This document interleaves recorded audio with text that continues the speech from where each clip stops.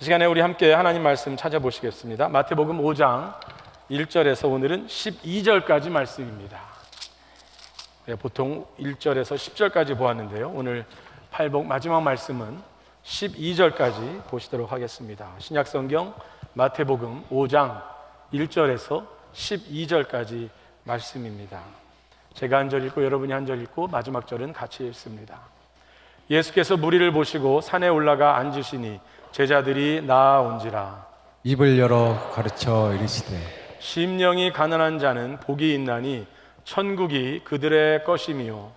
애통하는 자는 복이 있나니 그들이 위로를 받을 것이며 온유한 자는 복이 있나니 그들이 땅을 기업으로 받을 것이미요. 위에 줄이고 목마른 자는 복이 있나니 그들이 배부를 것이며 긍휼히 여기는 자는 복이 있나니 그들이 긍휼히 여김을 받을 것이미요. 마음이 청결한 자는 복이 있나니 그들이 하나님을 볼 것이며 화평하게 하는 자는 복이 있나니 그들이 하나님의 아들이라 일컬음을 받을 것이미요. 의를 위하여 박해를 받는 자는 복이 있나니 천국이 그들의 것임이라. 나로 말미암아 너희를 욕하고 박해하고 거짓으로 너희를 거슬러 모든 악한 말을 할 때에는 너희에게 복이 있나니 기뻐하고 즐거워하라. 하늘에서 너희의 상이 큼이라. 너희 전에 있던 선지자들도 이같이 박해하였느니라. 아멘.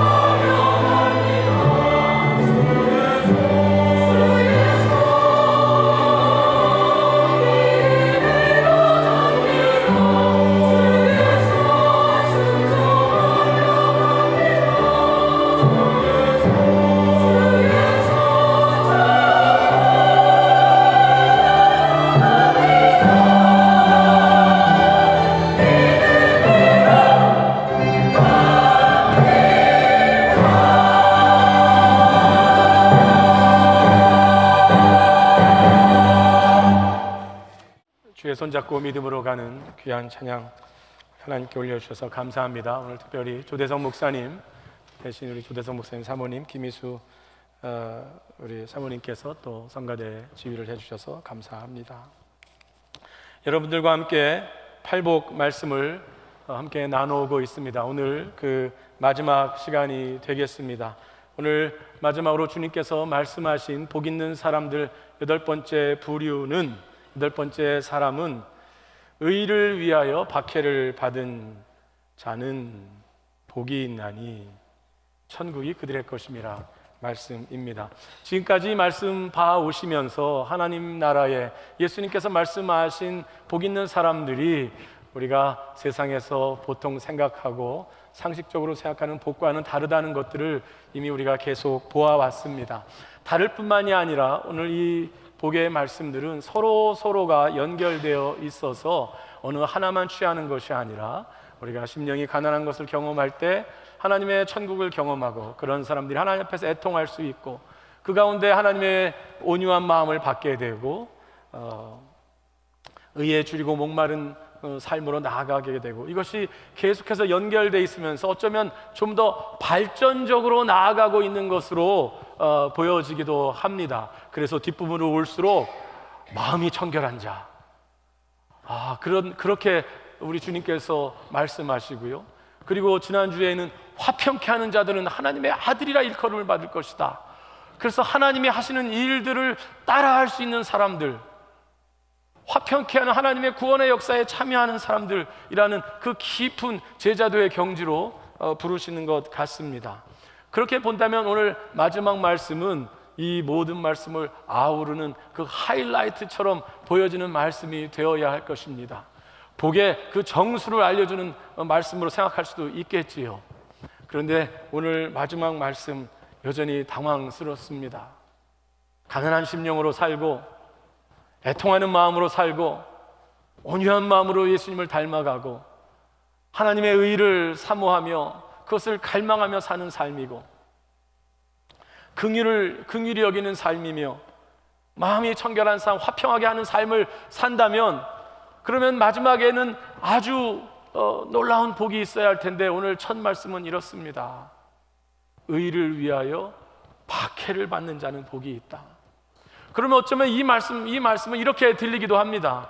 너희가 열심히 하나님 나라의 가치를 따라서 가난한 심령으로 살고 온유한 삶으로 살고 긍휼한 마음으로 살고 하나님의 의를 추구하며 살잖아? 그러면 어쩌면 여러분 삶 가운데, 너희들 삶 가운데, 제자의 삶 가운데 박해가 있을 것이야 라고 오히려 말하고 있는 것 같습니다.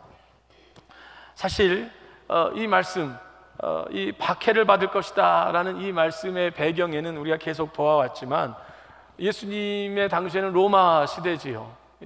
로마 시대이고 또 이 말씀을 이제 기록된 말씀으로 받을 때, 즉 성경은 예수님의 말씀은 예수님 때 기록된 게 아닙니다. 예수님께서 제자들을 세우시고 그 제자들이 교회를 세우고 그 교회를 통하여 주의 복음이 전해지다가 이제 예수님을 아는, 예수님의 말씀을 아는 그 제자들이 하나씩 순교해 나갈 때에 그 제자들 가운데에 예수님의 말씀과 예수님의 행적을 기록하는 사람들이 나왔지요.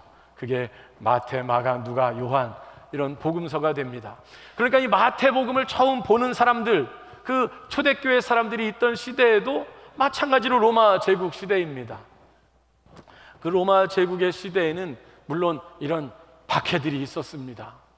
법적인 박해, 제도적인 박해, 그리고 감옥에 가두는 일, 심지어 죽이는 일까지 수많은 순교자들이 1세기 로마 시대 가운데 나왔지요.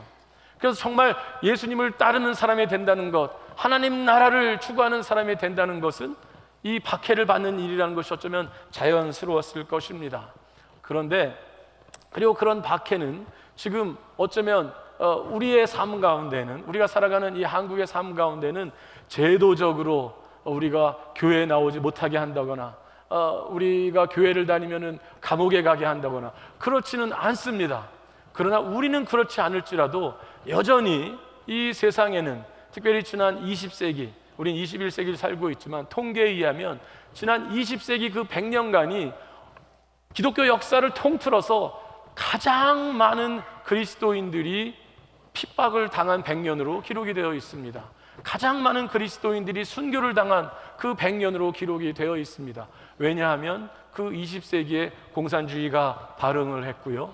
그리고 또 이슬람교가 온 세계에 발전해 나가면서, 그러면서 기독교인들에 대한 박해와 그 순교가 우리는 겪지 않았는지 모르지만 우리의 동포, 우리 북한 땅에서 지금도 이루어지고 있고, 또 모든 공산주의권에서 심각하게 20세기 중반에 후반까지 있어 왔으며, 그리고 우리가 알다시피 이란과 수많은 이슬람권에서는 기독교 신앙 때문에 박해를 당하고 감옥에 갇히고 순교를 당하는 일이 여전히 있습니다. 물론 그러한 정도의 수준은 아니지만, 사실 제가 어린 시절만 하더라도 그리스도인이 그렇게 많지 않았습니다. 그래서 학교에서 뭐 이렇게 그 조사를 할 때 종교 뭐 기독교 손들라고 그러면 저 손들고 몇 명 손들면 그 사람 걔들이 반가운 겁니다. 끝나고 가서 얘기하고 이렇게 기독교인들이 적었지요. 그때 보면은 교회 오시는 분들 중에 집안의 박해, 부모님의 나가지 말라는 반대, 뭐 남편분의 반대, 이럼에도 불구하고 나와서 기도하고 울며 부르짖고 믿음으로 살아가는 그런 분들이 그냥 많았지요. 그런데 그것이 단지 옛날 일만은 아닌 것 같습니다. 제가 여전히 가족이나 또 가까운 사람들의 반대, 그 가운데 어렵게 믿음의 삶을 살아가는 이야기들을 여전히 제가 최근에 듣게 됩니다. 그러니까 그 일들은 여전히 있습니다. 그런데 그렇게 감옥에 갇히거나 강력한 반대일 뿐만이 아니라 이 로마 시대의 모든 황제가 그렇게 사람들을, 그리스도인들을 잡고 뭐 핍박하고 이렇지는 않았습니다. 그럼에도 불구하고 로마 시대에는 그런 강력한 핍박은 아닐지라도 그리스도인들이 겪어야 할 공동체 내에서의 따돌림, 그리스도인으로 살아가기 때문에 겪게 되는 사회 속에서의 손해, 그리스도인으로 살아가기 때문에 받는 수많은 오해, 그 수많은 괄시, 이것들은 로마 시대에 법적으로 아니라도 횡행했습니다. 그리고 그것은 지난 2000년 기독교 역사 가운데 늘 있는 일이 되어 왔습니다. 그리고 그것은 지금 살아가고 있는 우리 시대 가운데서도 여전히 있는 일입니다. 왜냐하면 그 이유는 오늘 말씀 가운데도 나오겠지만, 그리스도인으로 그리스도를 따라간다는 그 이야기는 세상의 가치관과 다르다는 것을 보여주는 것입니다. 하나님 나라의 가치관과 세상의 가치관들이 그 복의 기준이 다르기 때문에 그 그리스도인의 가치관으로 살아갈 때 이 세상 속에서는 우리도 여전히 손해가 있을 수 있고, 따돌림이 있을 수 있고, 억울함이 있을 수 있고, 불편함이 있을 수 있습니다. 그런 의미에서는 어쩌면 오늘 여기 말씀에 나와 있는 대로 의를 위하여 박해를 받은 자는 복이 있다고 했는데, 어쩌면 우리 삶에 어떠한 불편함이 없다면, 세상 속에서 살아가는 삶 가운데, 내가 믿음으로 사는 삶 가운데 어떠한 불편함도 없고 어떠한 손해도 없다면 우리는 정말 진지하게 우리의 삶을 돌아봐야 합니다. 내가 믿음의 가치관을 가지고 따라 살고 있는지. 세상 속에서 우리는 어색할 수밖에 없습니다. 그러면 여기에서 나와 있는 또 중요한 하나의, 오늘 말씀 속에 나와 있는 한 가지 말씀드릴 것은, 이 앞부분에 나와 있는 박해를 받는 자가, 의로 인해서 박해를 받는 자가 복이 있다고 했는데, 그 이유는 이제 뒤에 이유를 이야기하겠지요. 사실 지금까지 나온 팔복의 말씀은 사실 다 뒤에 나와 있는 그것이 참된 것이고, 뒤에 나와 있는 그 약속이 소중한 것이기 때문에 앞에 있는 것이 복된 사람들이 되는 것입니다. 하나님의 긍휼을 받기 때문에 긍휼히 여기는 사람이 복이 있는 사람이고, 하나님의 위로를 받기 때문에 애통하는 사람이 복이 있는 것이고, 땅을 기업으로 받기 때문에 마음이 온유한 사람이 복이 있는 것입니다. 그러면 오늘 이 마지막에 10번째 박해를 받는 사람에게 있는 이 복이 무엇이라고 말하고 있습니까? 의를 위하여 박해를 받은 자는 복이 있나니 천국이 그들의 것임이라. 그런데 이 천국이 그들의 것임이라는 이 말은 그 지금까지는 다 새로운 것이었습니다. 아까 말씀드린 대로 복 있는 사람들이 받을 그 하나님의 약속들은 다 하나하나가 다른 것들이었습니다. 아마 예수님께서 7개 얘기하시고 8번째 돼서 더 이상 어휘력이 딸리셨는지 첫 번째 심령이 가난한 자가 받을 복과 똑같은 이야기를 하셨습니다. 첫 번째 3절에서 뭐라고 했냐면 심령이 가난한 자는 복이 있나니 천국이 그들의 것이며. 그런데 오늘 마지막 8번째 그 복도 의를 위하여 박해를 받는 자는 복이 있나니 천국이 그들의 것임이라. 똑같은 이야기를 하십니다. 좀 다른 거, 새로운 거 얘기하시면 좋을 텐데요. 그런데 그것이 우리에게 주는 교훈이 있지요. 결국 주님의 제자들이 받을 그 팔복의 사람들이 얻게 될 가장 큰 것은 천국으로 표현되는 하늘나라, 하나님 나라, 그 하나님 나라를 경험하고 하나님 나라를 살아가며 하나님 나라의 원리를 따라가는 그것이 가장 복되다는 것을 알려주는 말씀인 줄로 믿습니다. 그래서 천국이 저희 것이라는 그 안에 다른 내용들이 다 들어있는 것입니다. 하나님의 위로를 받는 것, 하나님의 약속대로 그 약속이 이루어지는 땅을 기업으로 받는 것들, 이 모든 것들이 하나님의 나라를 받는 가운데, 하나님의 나라를 소유하는 가운데, 하나님의 나라를 경험하는 가운데 이루어지는 일이라는 것이지요. 그리고 그 하나님의 나라가 최고의 가치가 되기 때문에 이 세상의 가치와는 다른 최고의 가치라는 것을 이 제자들과 예수님을 따르는 무리들에게 예수님은 말씀하시고 계신 것이지요. 그러는 가운데 오늘 특별히 본문 가운데 8번째에 나와 있는 하나님 나라를 소유했다는 것이 우리에게 알려주는 그 최고의 가치는 어떤 것이 최고의 가치일까요? 그 하나님 나라가 보여주는, 우리가 하나님 나라를 통해서 소원하고 꿈꾸는 그 최고의 가치에 관해서 저는 오늘 말씀 속에서 3가지를 찾아보게 됩니다. 첫 번째는 의를 따르는 것이 최고의 가치입니다.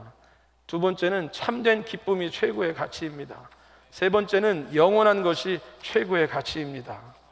오늘 의를 위하여 박해를 받은 자라고 했습니다. 의가 무엇일까요? 물론 앞부분에서 의에 줄이고 목마른 자 할 때 의가 나왔고, 그 의는 하나님의 의, 하나님의 온전한 통치, 하나님의 뜻이라고 말할 수 있겠지요. 그런데 오늘 11절 말씀은 우리에게 그 의가 무엇인지 더 분명히 알려줍니다. 의를 위하여 박해를 받은 자, 그렇게 말씀하셨는데 11절, 12절은 그 10절을 좀 더 설명해 주는 말씀인데 11절은 이렇게 말합니다. 나로 말미암아, 우리 11절 올려주실까요? 나로 말미암아 너희를 욕하고 박해하고 거짓으로 너희를 거슬러 모든 악한 말을 할 때에는, 즉 앞에는 의를 위하여 박해를 받은 자라고 그랬는데 여기서는 나로 말미암아, 즉 예수님으로 맞는 박해가 의로 말미암아 맞는 박해와 같다는 것입니다. 그러므로 의의 핵심은 예수님이십니다. 하나님의 뜻이 의가 되기 전에 하나님 당신이 의로우신 분이십니다. 하나님 그분이 거룩하신 분이시고 하나님이 가장 의로우신 분이시고 그 하나님의 의로우심이 온전히 나타나신 것이 인격적으로 이 땅에 오신 예수님이시라는 것이지요. 그렇기 때문에 하나님 나라의 최고의 가치를 우리가 받아들인다면 우리는 그 예수님을 최고의 가치로, 그것을 다른 말로 예수님을 나의 구주로, 예수님을 나의 주로, 뿐만이 아니라 예수님을 세상의 주로 고백하는 것, 그것이 예수님, 이 의를 따르는 것. 그렇기 때문에 예수님을 주로 믿기 때문에, 예수님을 나의 주, 세상의 주로 믿기 때문에 이 세상에서는 손해와 불편함과 심한 경우에 박해를 받게 되는 것입니다. 왜냐하면 세상은 수많은 우상들이 내가 주는 좋은 것, 내가 주는 약속, 나를 섬겨라, 내가 주인이다, 내가 하나님이다, 그렇게 세상에서는 수많은 가치관들과 수많은 세력과 수많은 사람들이 그것을 요청하고 그것을 도전합니다. 그 속에서 우리는 믿음으로 산다는 것이 아니다, 이 땅에 말씀이 육신이 돼서 우리 가운데 오신 하나님의 은혜와 진리가 충만하신 예수님, 그분이 보여주신 사랑, 그분의 구속, 그분의 십자가, 그분의 부활, 그분의 다시 오심, 그 가운데 그분의 동행하심, 이것이 나의 주가 되시는 주님이시며 뿐만이 아니라 세상의 주가 되신다고 하니 당연히 다른 세상에 내가 주인이라고 말하는 세력과 부딪힐 수밖에 없는 것이지요. 여러분 가운데에 우리 주님을 향한, 오늘 제자들에게 이 말씀을 하시는, 그리고 예수님에게서 이루어진 그 하나님 나라, 그 예수님을 향한 나의 주님이십니다라는 신앙 고백이 더욱 분명해지시기를 바랍니다. 그리고 두 번째 최고의 가치는 이 본문 속에서 보기에 참된 기쁨이 최고의 가치를 알려주는 것 같습니다. 오늘 박해를 받는 자들이 박해를 계속 받아라, 박해를 받으니 두렵지, 박해를 받으니 불안하지, 박해를 받고 있으니 마음이 늘 흔들리지, 그렇다면 누가 이 신앙 가운데 살겠습니까? 그렇다면 제가 어떻게 목사로 여러분들에게 이 신앙 가운데 살라고 말씀을 드리겠습니까? 오늘 주님은 놀랍게도 그 박해를 받는 자들에게, 천국을 소유한 자들에게 이렇게 말씀하십니다. 기뻐하고 즐거워하라. 주님의 약속이면서 그것이 이루어진다는 것이지요. 그렇다고 볼 때에 이 기쁨은 그냥 단순한 재미는 아닌 것 같습니다. 박해를 받으면서 단순한 재미, 편리함, 이것은 아니라는 것이지요. 이것은 참된 기쁨을 누리게 된다는 것이지요. 그 말씀은 오늘 이 말씀 속에서 박해를 받으나 기뻐하라, 즐거워하라, 이 말씀 속에서는 박해가 없는, 불편함이 없는 그저 인생의 편한 것, 그것이 최고의 가치가 아니라는 것을 우리에게 일깨워 줍니다. 즉각적인 재미, 그것이 최고의 가치가 아니라는 것을 제자들에게, 아니 인생들에게 알려주십니다. 당장 보여지는 이익, 당장 느껴지는 쾌락, 그것이 참된 기쁨이 아니라는 것이지요. 그러면 이 참된 기쁨은 무엇입니까? 그것은 하나님 나라, 예수님의 구속의 은총을 경험한 사람들이 그 하나님의 놀라운 은혜 앞에서, 하나님의 사랑 앞에서 하나님을 친밀히 경험함으로써 느끼는 기쁨인 줄로 믿습니다. 우리 찬송에 그렇게 말합니다. 1부에서는 찬송을 그냥 읽었는데 2부에서는 용감하게 불렀습니다. 3부도 부르겠습니다. 예수가 함께 계시니 시험이 오나 겁없네. 그 다음 뭐죠? 기쁨의 근원 되시는 예수를 위해 삽시다. 날마다 주를 섬기며 갈수록 주를 기리고 그 사랑 안에 살면서 딴 길로 가지 맙시다. 기쁨의 근원 되시는 예수님을 우리가 찬송하고 가는 겁니다. 왜냐하면 그 가운데 참된 기쁨이 있기 때문에 약간의 편함이 아니라, 약간의 재미가 아니라, 즉각적인 쾌락이 아니라, 찬송 가운데 그래서 성도들은 이 찬송을 하면서 또 왔습니다. 성령이 계시네, 할렐루야 함께 하시네. 그 다음에 뭐죠? 좁은 길을 걸으며 밤낮 기뻐하는 것 주의 영이 함께하니. 좁은 길을 걷는다는 겁니다. 불편하고 많은 사람들이 택하지 않은 길, 우리 주님께서 말씀하신 좁은 길로 가라. 멸망으로 가는 길은 그 길이 넓고 그 문이 넓어서 사람들이 그리로 간다. 그런데 영생으로 인도하는 길은 그 길이 협착하다.